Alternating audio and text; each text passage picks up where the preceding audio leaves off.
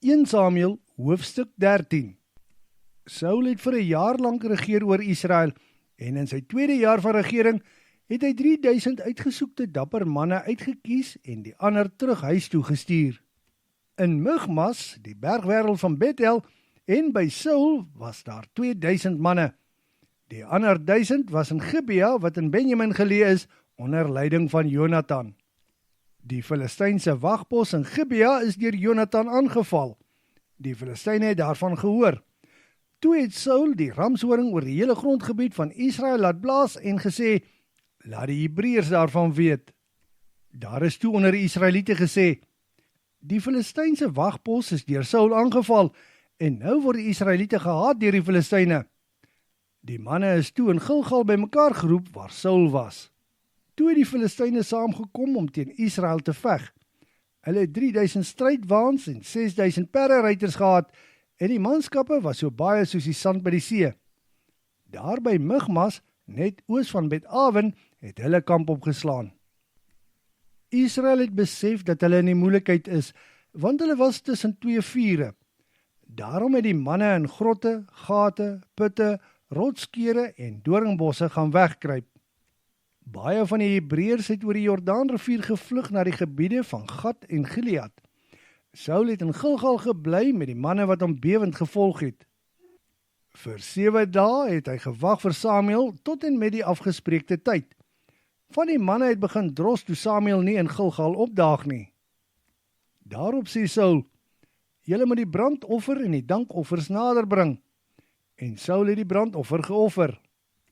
Hy was nog besig met die brandoffer toe Samuel skielik daar aankom. Saul het vir Samuel tegemoet geloop en gegroet. En Samuel vra, wat vang jy aan? Saul antwoord, ek het gewag vir u, maar u het nie opgedaag nie. Toe begin die manne te dros, en die Filistyne het reeds by mekaar gekom by Michmas. En ek het by myself gedink, ek het nog nie eens die Here om genade gesmeek nie, en dit terwyl die Filistyne gereed maak om teen my op te trek na Gilgal. Dit was toe dat ek moed geskep het en besluit het om die brandoffer te offer. En Samuel sê vir Saul, jy het 'n dom ding aangevang. Jy was ongehoorsaam aan die bevel van die Here jou God. Indien jy gehoorsaam was, sou hy jou koningskap vir altyd bevestig het. Maar nou sal jou koningskap tot niet gaan. Kyk, die Here soek 'n man na sy hart, en hy gaan hom as leier van sy volk aanstel, omdat jy ongehoorsaam was aan die Here se bevel. Samuel het daarvandaan vertrek na Gibea, wat in Benjamin geleë is. Die 600 manne wat nog oorgebly het by Saul, het hy gemonster. Die Filistyne se kamp was in Michmas, terwyl Saul en Jonathan, sy seun, met hulle manskappe in Geba in Benjamin was. 'n Roofbende van die Filistyne, wat 3 afdelings sterk is, het uit hulle kamp opgetrek. Die een het uitgetrek in die rigting van Soal na Ofra toe. Die tweede eenheid het gedraai in die rigting van Bet-Goron, terwyl die derde een na die vlakte van Seboim in die rigting van die woestyn na die grens toe uitgetrek het. En in die grondgebied van Israel was daar geen grofsmid nie.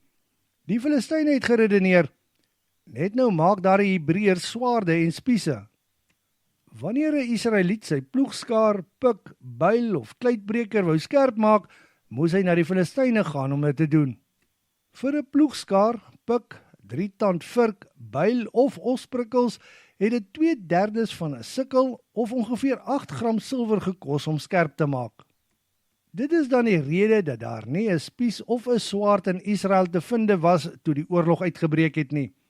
Saul en Jonathan, sy seun, het wel wapens gehad.